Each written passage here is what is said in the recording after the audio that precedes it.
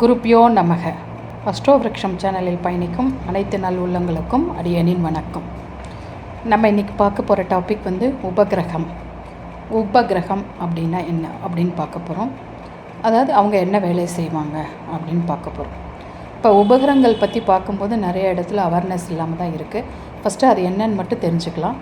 தந்தையின் வேலையை உபகிரகங்கள் எடுத்து செய்யும் அப்படின்னு சொல்லலாம். இதில் ஒரே ஒரு உபகிரகத்தை மட்டும் நீங்கள் பார்த்துருப்பீங்க.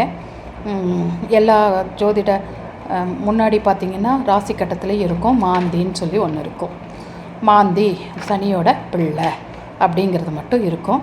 மற்றதை பற்றி ஒரு சிலருக்கு ஆனால் அவேர்னஸ் இல்லை. தென் அதுக்காக இது சொல்லப்படுறது. உபகிரகங்களில் பார்த்திங்கன்னா சூரியனோட பிள்ளை தான் காலன், சந்திரனோட பிள்ளை பரிவேடன், செவ்வாயோட பிள்ளை மிருத்யு தூமகேது, புதனோட பிள்ளை அர்த்தப்பிரசனன், குருவோட பிள்ளை யமகண்டன், சுக்கிரனோட பிள்ளை இந்திரதனுஷோ இந்திரசாபன்னு சொல்லுது. சனியோட பிள்ளை குளிகன் மாந்தி அப்படிங்கிறது 2 இருக்குது. ஒரு சில இடத்துல திருநறை ஒரு ஸ்தலத்தில் பார்த்திங்கன்னா 2 பிள்ளைகளோட சனி பகவான் இருக்கிற மாதிரி இருக்குது. ஆனால் ஒரு சில இடத்துல பகலில் குளிகனா மாந்தியாகவும் இரவில் குளிகனாகவும் சொல்கிறதாகவும் சொல்லப்படுது. இதுக்கு சரியான ஒரு விளக்கம் எங்கேயுமே கிடைக்கல. ராகுவோட பிள்ளை வியாதிபாதன், கேதுவோட பிள்ளை உபகேது.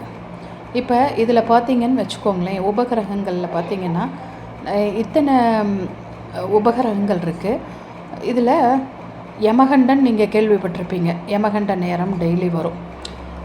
காலன் அப்படிங்கிறதும் கேள்விப்பட்டிருப்பீங்க. வியாதிபாதன் அப்படிங்கிறது கேள்விப்பட்டிருப்பீங்க. வியாதிபாதம் அப்படிங்கிறது நாமயோகத்தில் ஒன்று வரும். வியாதிபாத நாமயோகம்னு ஒன்று வரும். ஸோ இந்த மாதிரி ஒரு சில இடத்துல உபகிரகங்கள் இருக்குது. ஆனால் உபகிரகங்களுக்குன்னு ஒரு சில வேலைகள் இருக்குது. இப்போ புதன் வராரு அப்படின்னா அதுக்கு பின்னாடியே அர்த்தப்பிரகணன் வந்துடுவார். புதன் வரும்போதே அதே போல் தான் ஒவ்வொரு உபகிரகத்துக்கும் ஒவ்வொரு வேலைகள் இருக்குது. அது என்னென்னா பேக் எண்டாக அவங்க செய்கிறாங்க. எப்படின்னா நம்ம சினிமாவில் திரைக்கதை டைரக்ஷன் போட்டு பின்னாடி டைரக்டர் பண்ணுற மாதிரியும் டப்பிங் ஆர்டிஸ்ட் கொடுக்குற மாதிரியும் இது பின்னாடி இருந்து இந்த உபகிரகங்கள் நம்மளுடைய ஜாதகத்தை இயக்குது அப்படிங்கிறத நம்ம சொல்லலாம். வாழ்க வளமுடன். கிருத்திகா.